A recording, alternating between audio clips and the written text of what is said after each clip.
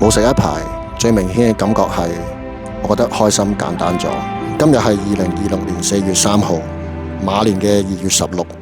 係我進入戒毒療程嘅第17日。17日唔算長，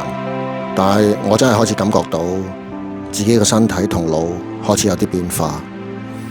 個人清醒咗，情緒穩定咗，好似成個人重新開機咁。以前我啲力氣成日用咗去揾下一次食嘅機會，但係依家我覺得原來呢啲力可以用嚟跑步、踢波，做返啲對自己有用嘅嘢。我慢慢明白，戒毒唔係淨係忍住唔食咁簡單，係要連生活都一齊改。你幾點瞓，同啲咩人一齊，唔開心嗰陣點面對，其實呢啲全部都會影響你。搞得掂，佢哋就會支持撐住你；搞得唔好，佢哋就會拉返你落去。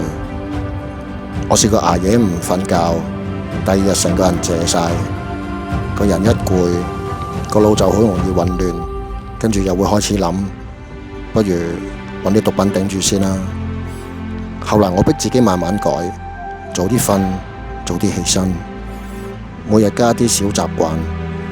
寫幾個日記，做下運動，甚至揾人食個早餐。呢啲睇落好似好微小，但係其實就係靠住呢啲細位，